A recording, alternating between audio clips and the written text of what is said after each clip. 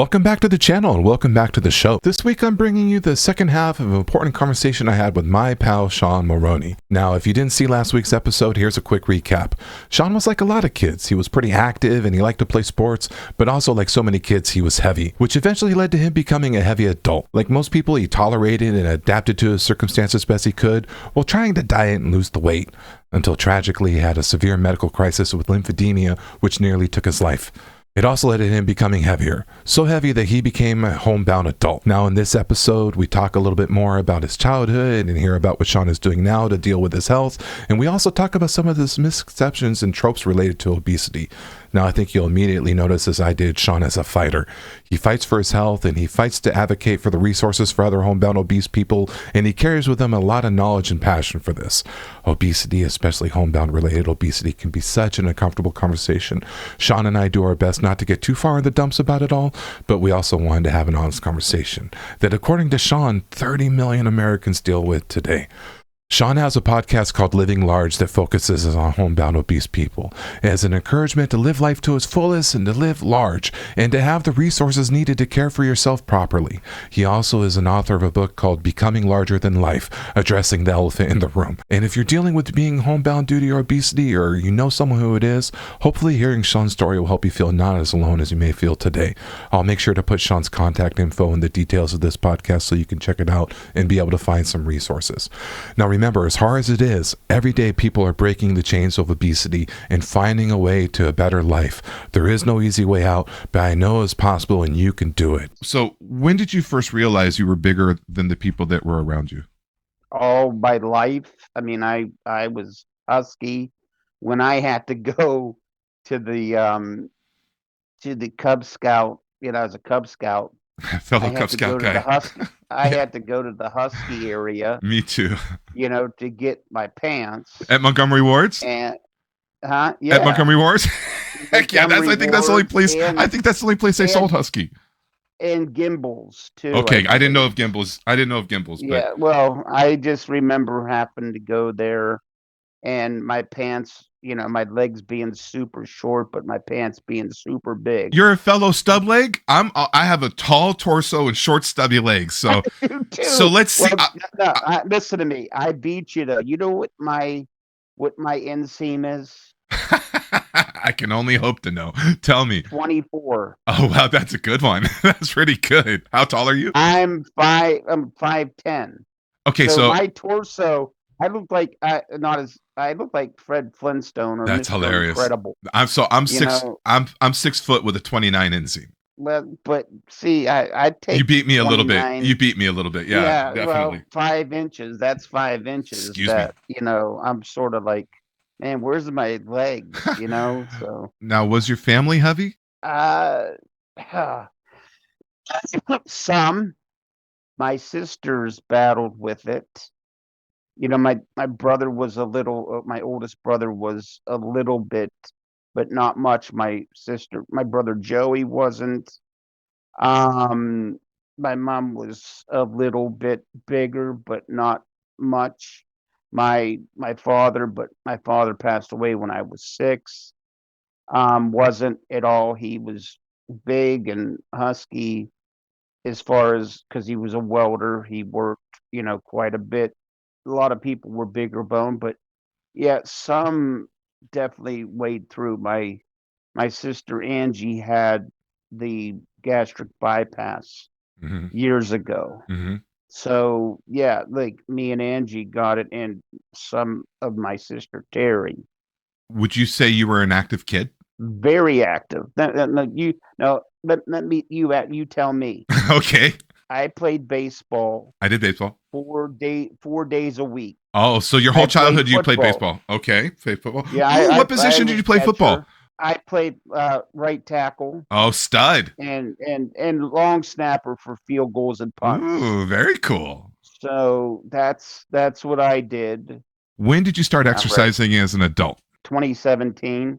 That was sort of your first effort to Yes, I okay. didn't do too much exercising at all. Were you a lifelong dieter? Have you ever Well, really yeah, I dieted mean, before? yeah, a million times. A million times. I've lost 1 million pounds. I've done everything, Jenny Craig, I went to, Weight Watchers, you know, um, things like meetings. I'd be the only man there, all women. Yeah, I've often, well, not often, only one a few times, but I've been the only man at a Weight Watchers meeting. I've went to Jenny Craig, and as the sales rep called it when he called me to try to sell me $1 million service plan, he called it JC because I was way cooler. So you spent your 20s and 30s efforting to lose the weight, then, yeah? I was in denial until the infections and the weight came, like from 2000 to 2004, I was in denial. Mm-hmm. I kept getting the infections, and then from 2000 to 2004, 2000, I was probably 350 or whatever, Mm-hmm. and I was a functional And you fat felt person. you felt like you could still live life, right? When my wife and I got married, I had a Dodge Neon, if that tells you anything. Mm-hmm. Great car. Yeah, and I fit in it no problem. Okay. That's that's how, Yeah. and then I was into now until 2000 to 2004. Yeah. I was in the hospital for the first time ever in my life. That was the Mm-hmm. first time I went. Mm. And I In went from like 2004.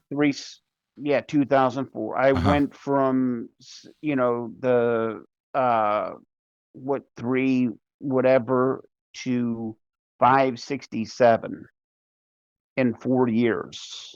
It can happen And then I fast, can't was it? like, holy smokes, what's going? Yeah.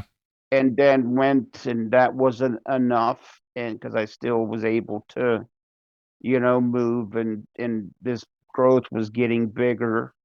And then all of a sudden, after it was said and done, I went and I got, went to 687.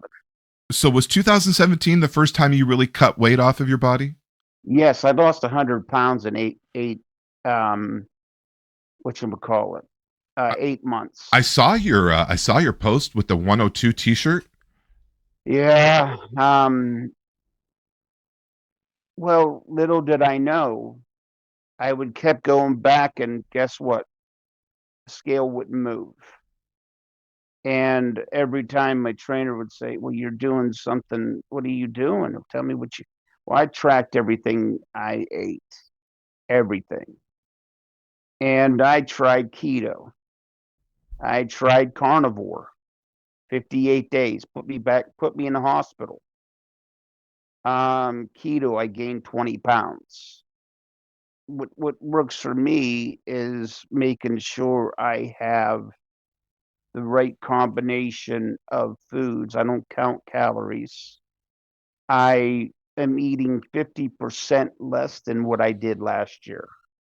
That's a big Put it cut. that way. That's a big cut. Yeah, yeah. Well, like I said, I can't. Like I had sushi last night. Mm-hmm. I could eat. I ate 3 pieces of sushi. That's it for dinner. And that's all you had for dinner last night? That's all I had. Yes, You're and and it's just like I'll eat something, and like I said, it's not, I don't know whether it's the medicine or my taste buds definitely have changed, but you would think of what I eat, my wife will attest to this, that I would lose a ton of weight. yeah. Nope. Have you tried any like semaglutide or Ozempic or anything like that? Well, with seeing that you brought it up, that's what I'm gonna be meeting with next week I about Ozempic. I've been, well, and they're also, I my understanding is semaglutide is much cheaper and basically the same thing. And what I like about semaglutide is I think you can, those Ozempic needles I think are kind of preset doses that kind of climb up the scale of full strength pretty fast. You can do semaglutide like in smaller doses, and maybe even like instead of taking a big punch once a week, you can cut that dose in half and take it twice a Hmm. week and see if that makes a Yeah, difference. So that's I've been taking well, good. yeah, I'll mention that. Yes, yes, bookmark definitely. just semaglutide, and I know people that know how to get it legally, prescription by doctors. If you ever need to have that Okay, conversation, cool. yeah. So you had lost that 100 pounds. You're saying that you had a stall. Yeah, I think you're intonating that you had some sort of Well, you clearly you're intonating you had a stall, and I think you're intonating that maybe hormonally things got all crisscrossed inside you. What where did that lead you to? Why did that momentum sort of fall apart? It didn't really fall apart. I had to reorganize my mindset. I don't feel that I fell apart. I feel like, okay, I have to do this. And sometimes things happen to us Yeah. that aren't comfortable because we're not willing to move from it. Hmm. And then it's like you have to get jerked away from it instead of seeing. And that's what's happened over the last several years. I just got interrupted, and I had to make sure I had to keep this up here. Now you talked about crushing pizzas earlier, but you seemingly have said you never really been a pizza crusher your whole life. Is I that? love pizza. Put it this way, I love pizza. I could never eat a whole pizza. Everybody automatically assumes that I I know. have, I know. or that. But here's the thing, like, well, Ozempic or something like that, I need a reset. Hmm. I need something that my system is doing. It's supposed to help hormonally. Hmm. It's supposed to help with the what you would call it, the insulin resistance And, and and metabolic ghrelin and aspect. ghrelin. Yeah. Yeah, yeah. So exactly. And so I tried to get bariatric surgery. Hmm. Well, I have a doctor that will do it, but there's so much red tape that I have to do this, that they were going to work with me. And every time I was in the hospital, Hmm. my bariatric doctor's there, but he was going to come and do the test on there because they want to be down, in the 500s. And I got there, but nothing would happen. Hmm. And, but anyways, I just can't, wait. I need something that, and I'm not looking for a quick fix. I'm looking And for I'm not a saying you are, Sean. full.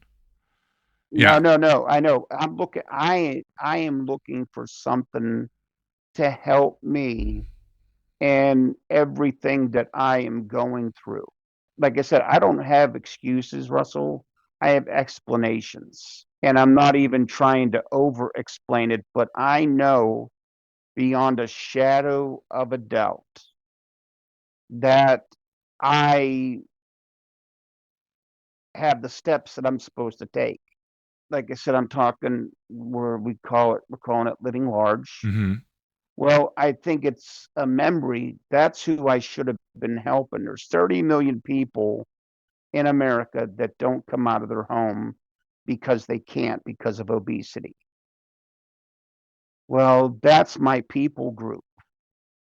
And I think it was just there. What if I would have lost all my weight? Okay.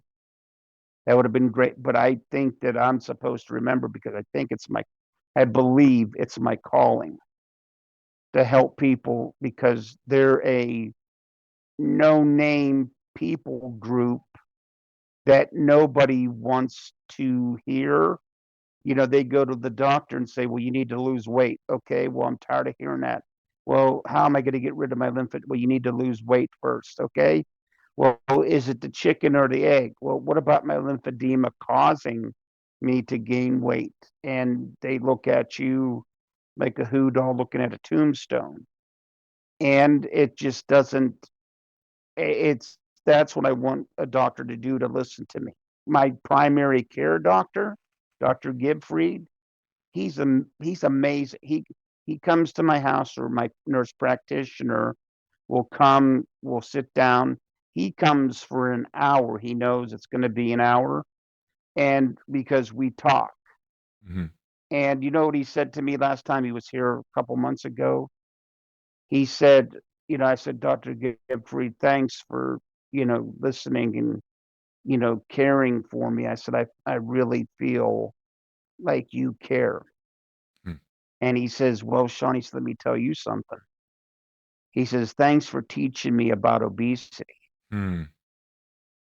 and the things that you're going through and how other people were going through. He says it made me understand to open that up to make sure that I'm treating people that are living large and treat them with dignity and respect.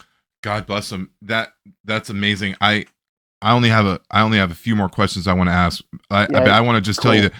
that I know that lymphedema is not in the discussion, and it can be so disheartening if you're experiencing these drastic fluid adjustments in your body. Like I as I was telling you, I remember very specifically around 9 years ago, outside at my in-laws. I was trying to cook for my in-laws, barbecuing, standing on my feet all day, and I go to sit down at some point, and my right calf is it looks like a watermelon.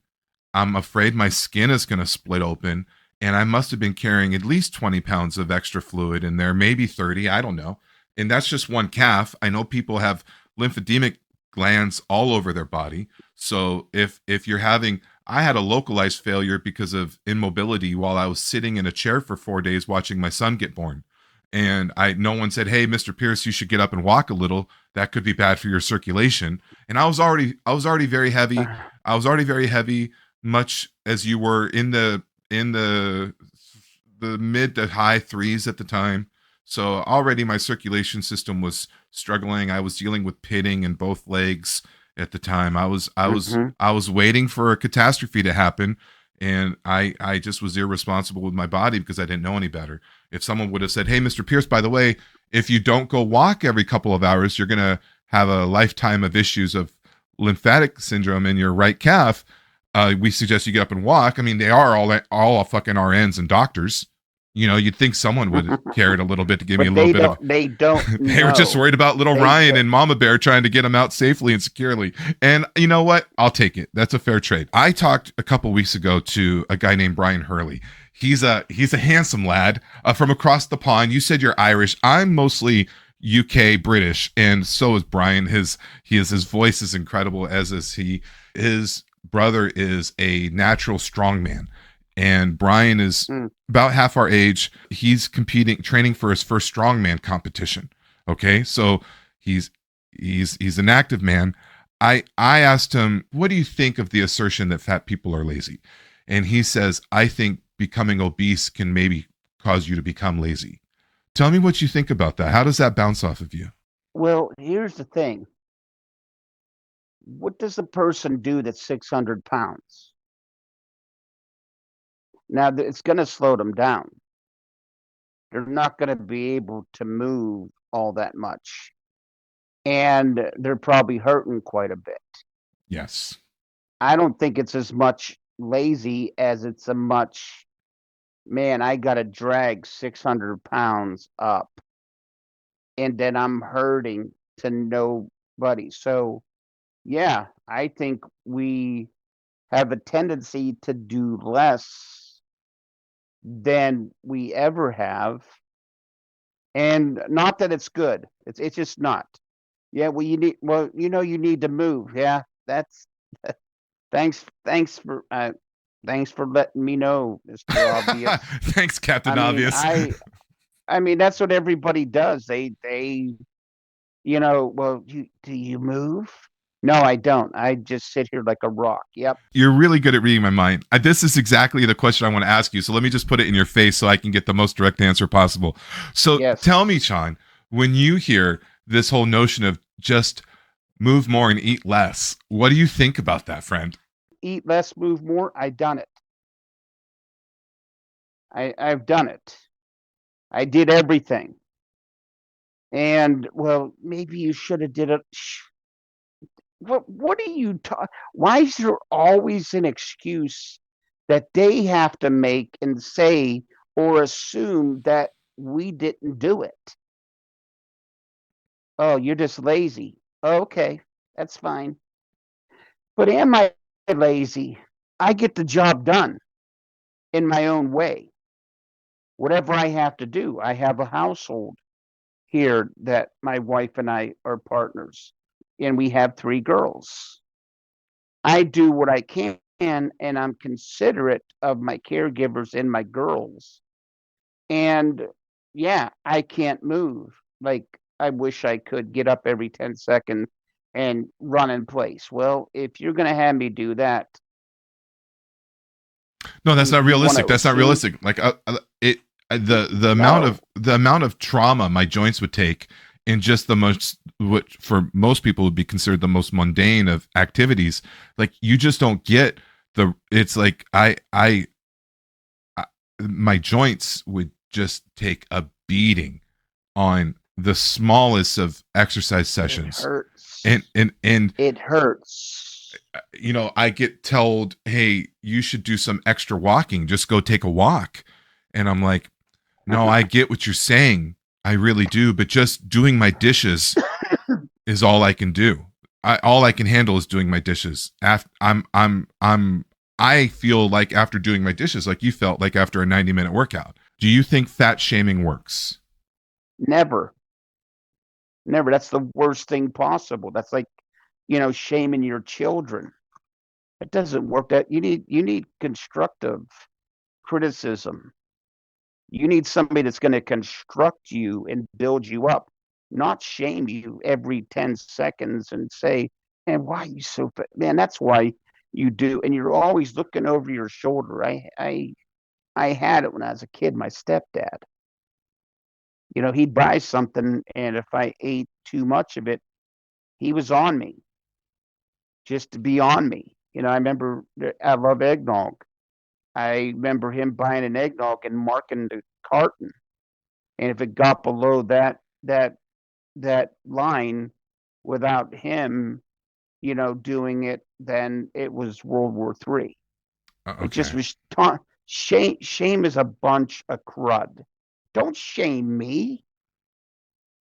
I'm a human being first and foremost. There seems to be a movement right now of plus size activities right now, and I agree with much of it, in the heart of much of it. But what do you think about this? Living large is a representation of it to some degree, I think, in a very healthy manifestation.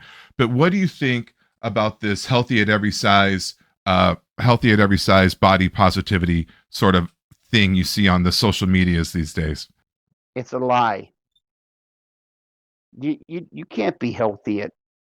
It's not good for you. It's not. It just isn't. Now, I believe in being human positive, not fat positive.